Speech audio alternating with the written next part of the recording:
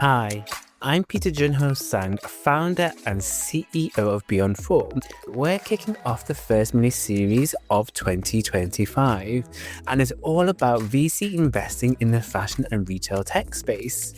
I'm going to be joined by Rohan Bansal for 4 episodes where we explore what it's like going into the VC investing world, what's hot right now in terms of deal flow, technology, startups to look at, and everything in between.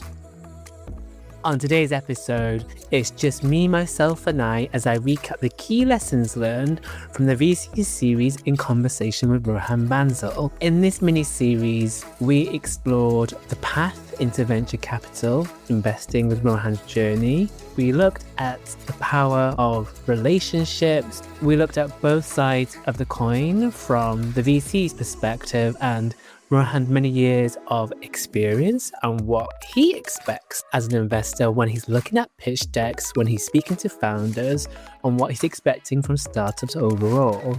And on the flip side, from the startup's perspective, how do you get your story told in a cohesive way and an understandable way that the investors can resonate with? This episode is for those of you that are maybe a little bit too busy to listen to all 4 episodes. There's a lot to unpack here, but hopefully I've distilled enough in 5 key takeaways. So let's get to it. Key takeaway number 1, there's no set path into fashion and retail tech venture capital. For any listeners out there that want to go into the VC investing world, especially in fashion and retail tech, it is less about ticking boxes and more about building relevant experience and perspective. So whether that's domain expertise, having worked in the fashion and retail industries, or perhaps you've done those 1 or 2 investments, maybe as an investment manager, as a principal at another firm, but you understand what are some of those key indicators of an investable case. Rohan shared his journey with us, which highlighted that himself, by living in different countries when he was growing up, experienced diverse cultures, and just having a bit of an eye-opener as to how things are done elsewhere around the world, be a broader understanding of markets. This in itself is an essential skill for investors who need to look beyond their own reality. Perhaps your investment cases aren't necessarily in your home market, but they could be global. There's no way of knowing how every market will behave in the world, and the more exposure you have to that, the stronger you're going to be at making sound investment decisions. Rohan highlighted there's no single route, but it requires self-learning, networking, and gaining exposure to startups and founders are all critical for shaping that VC career. Startup experience is also more often valuable than a formal MBA. So if you are potentially a fashion tech founder that has exited their company, or potentially you've worked at another startup previously, that can give you enough skills to go in the investing world and sit on the other side of the table, and essentially giving you hands-on experiences, and most importantly, that emotional resilience in somewhat an industry that can be very cliquey. Key takeaway number 2, the power of networks and relationships. So success in VC, whether you are fundraising yourself as a startup founder or trying to build your first fund as an emerging fund manager, having a strong network is key. You can do this by attending industry events, and as we're recording this specific episode, Rohan will be actually on stage at the Change Now conference in Paris, listening to some startup pitches and giving some sound advice. A great way there to meet the Beyond Form team, for example. Reading reports, reports like the Business of Fashion State of Fashion Report every year, and many industry reports that can give you those facts and data that can help you to be presented in a IC meeting or an investment committee for short. Connecting with founders and co-investors is crucial. Within the VC world, it is about signaling. It is about what are other people saying. Is this a good deal? Is it a hot deal that people need to get their hands on? Essentially giving you the skills to assess the best deals and understanding the market trends. However, I must say Rohan is very good at talking, and networking is something that comes naturally to him. Networking is a skill that does improve with practice and over time. So even for introverts, they can fake it till they make it, that good old saying. However, it's really important that you hone that skill moving forward. Investors and founders, relationships can open doors regardless of which side you're sitting on the table. It can open up funding, partnerships, and strategic advice that can make your capital that you do raise go much further. And what I've seen from my founders, the ones that do the best are the ones that are incredibly good at getting themselves out there. Key takeaway number 3, probably the episode that is very relevant to a lot of people. If you're a startup founder, if you're working within a startup, or you're somebody that's thinking of entering the entrepreneurship world, a winning pitch deck is key to success. So Rohan and I explored this in one specific episode, what makes a winning pitch deck. We heard in that episode with investors spending just over 3 minutes on a pitch deck, according to the platform DocSend. It's not a very long time to get your story across. We at Beyond Form see so many pitch decks every year. I personally do not review all of the pitch decks, I have to say. It's other members of the Beyond Form team, and you need to be able to get your story across with clarity and with a story that makes sense so that the rest of the team is excited to tell me, okay, Peter, this is happening in the fashion world and the technology world. If that doesn't happen, my team doesn't actually tell me about your startup. So that's really important. A strong deck answers why now and why you. 2 most important questions that I always ask every founder that I meet, no matter where they are on in their maturity stage of their startup.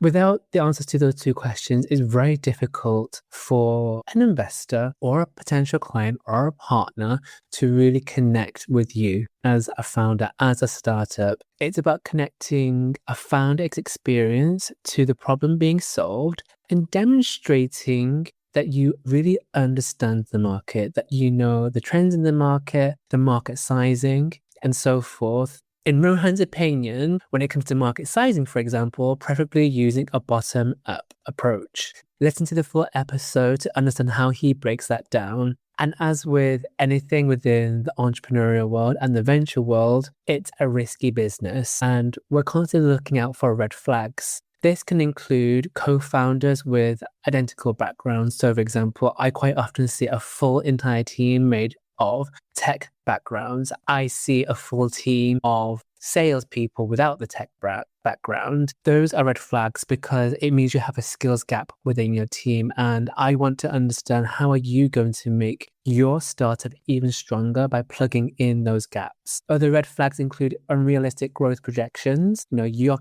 projecting numbers that just don't make sense in terms of how you're going to reach that goal with the amount of money that you're asking for. Those all need to line up.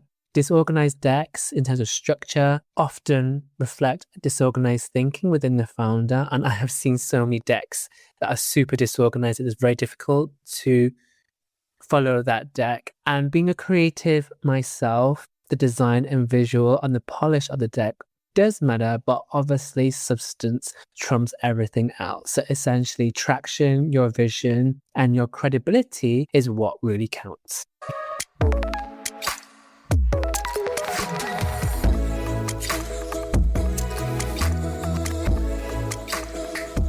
Key takeaway number 4, big topic that we discussed. Why are there so few fashion and retail tech VC funds out there? Beyond Form now has existed for a number of years. We've seen a plethora of startups and founders from around the world at all different stages, from pre-seed right through to Series B, Series C. We know that it's happening, and despite nearly $3 billion in equity financing going into the space in 2024, with clear evidence of successful exit, there remains a surprising lack of specialized VC funds in this sector. So the main reasons that we highlighted in this episode was that there is a shortage of investors with true fashion industry experience. There's a challenge with building the right networks for deal flow and exits. So this is also an opportunity for anyone wanting to enter the space. And historically, there has been a lack of major exits. This is beginning to change though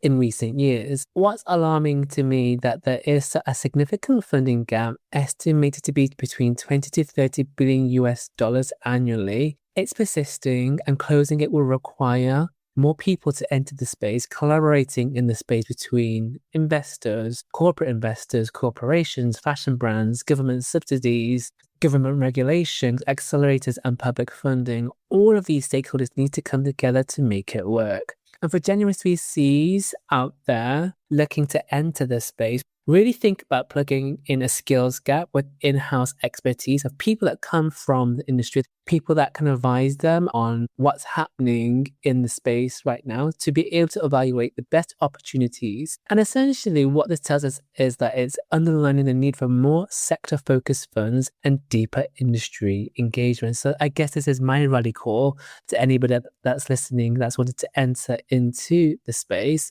Let's collaborate. It's required, it's what's needed in the true spirit of the fashion industry where collaboration is key to success. Let's apply the same thinking and methodology to venture capital as well. Key takeaway number 5, my last and final key takeaway of this series, smart money versus hype, the VC value add. When I'm speaking to founders that want to fundraise or potentially fundraise from institutional investors or outside money or business angels, whatever it may be, I'm always urging them to think about taking money beyond the capital itself, but having somebody that is strategic with them, creating more value and making money work for them in a smarter way. The best angels, the best investors are people that can connect you with potential clients, pilot programs, industry experts, and supporting you on that team building phase. Yes, money is instrumental to your quicker growth and your trajectory,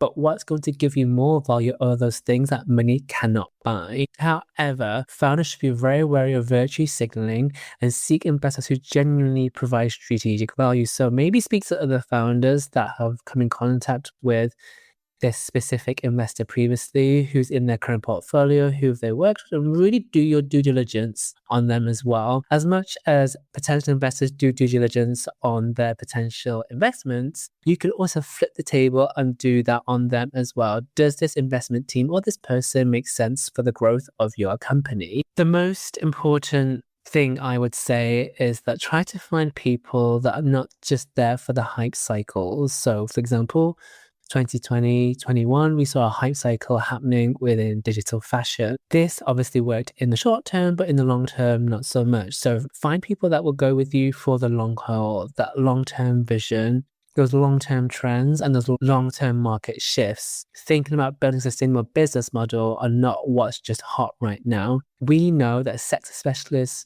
in general, not all the time, but in general, often outperform generalists, and a disciplined long-term approach to investment on both sides of the table is what's going to make this space an even more credible sector to look out in the long term. So there you have it. That's a wrap from the VC series, highlighting 4 episodes with Rohan Bansal, where we tapped into the world of venture capital and investing. I hope you enjoyed the series. You'd have some key takeaways that I've talked about in this episode. If you're building a startup, remember your story, your network, and your ability to execute matter as much as your product. For inspiring investors, curiosity, adaptability, and relationship building are your tools. If we can combine all of those together, we're going to make an amazing fashion tech sector for many years to come. Thanks for listening. Don't forget to click follow to keep up to date with the latest episodes. And if you like this episode, please give us a review. If you want us to feature a specific theme or guest, please give us a message at beyondform.io. I will see you very soon.